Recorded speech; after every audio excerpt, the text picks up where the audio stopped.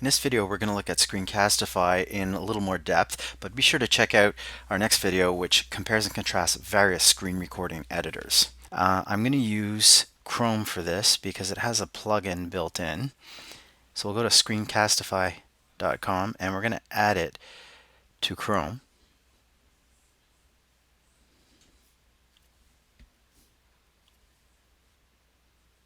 And now you're going to notice there's this little screen capturing icon up here that now will enable you to record events. So let's click that. We sign in.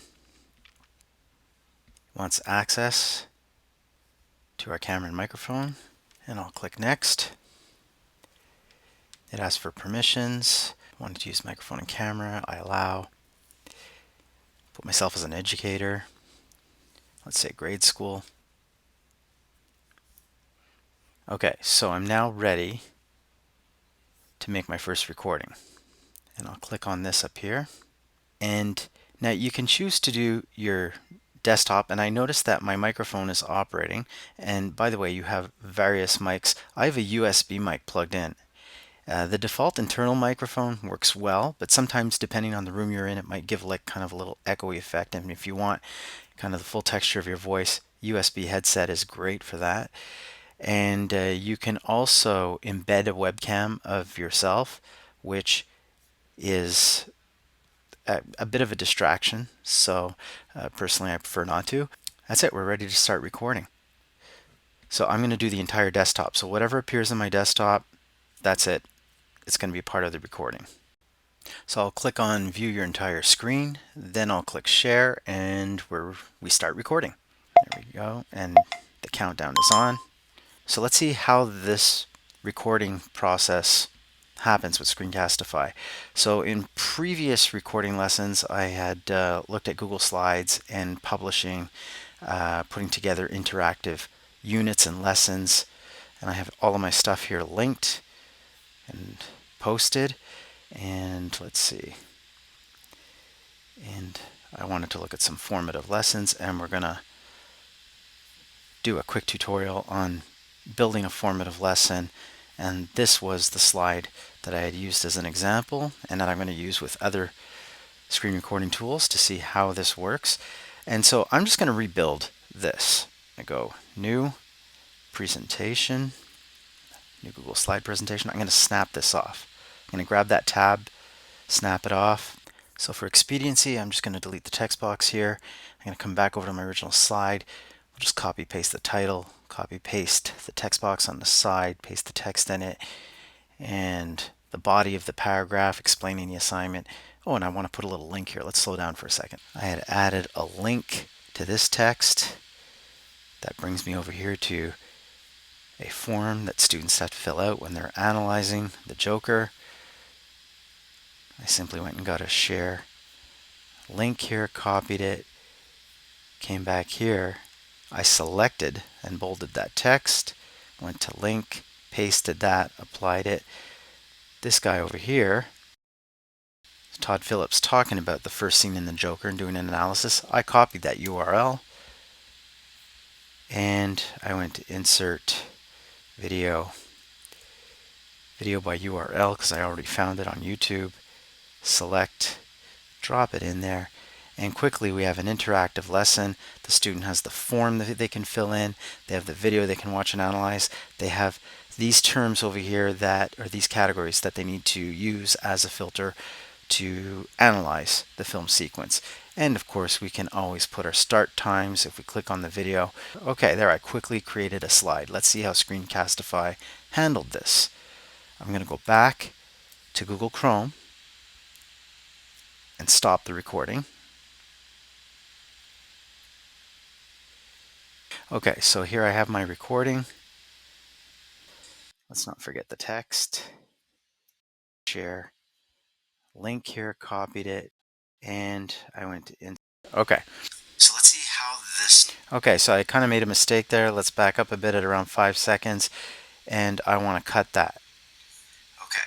So these little crop tools, if there's a bit at the beginning you want to cut out, you can click cut. It'll cut from this point prior, the same is true at the end here.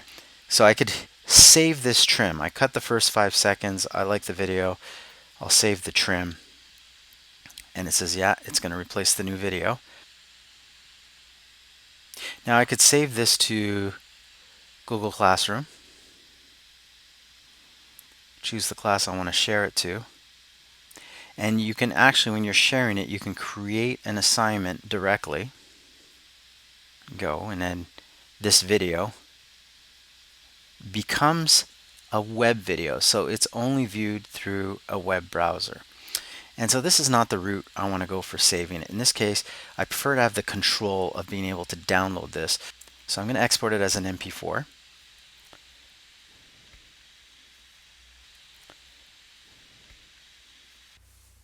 Okay, so it's processed the web file into an MP4 and I download it, and you can see over here it's downloading. It's 24 megs. So let me just show you where that video is now. If I go to my downloads folder, there it is. There's my recording. I didn't really title it appropriately, but if I hit my space bar, click on the file there. There you can see that's my video file. So you could upload it to Google Drive, upload it to YouTube, and use it as a class post. Now if you have any editing, personally I would bring this into iMovie or some editor on your laptop and edit it that way, but we can take a quick look at some of the basic editing features in Screencastify. Now with the 3-day free trial, you can go into the basic editor and you can play around with your video a bit, and you have a few very simple tools over here. For example, let's say there's a clip right here. You put your playback head over here and you hit cut, and then you move your playback head right over here, you hit cut. You could then take that clip and just trash it, and it'll pull the first clip and the last clip together, getting rid of the middle clip. You can add some text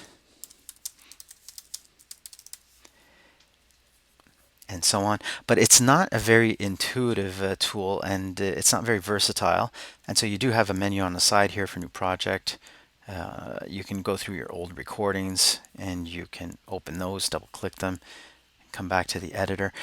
Personally, what I would do is I would just trim the beginning, as I showed you earlier in the basic recording. Trim the beginning when you're starting off, trim the end when you're putting your mic down and there's all that kind of rustling and noise, and export your MP4 and then bring it into iMovie or some other video editor like that if there are some clips or certain sections that you want to cut out.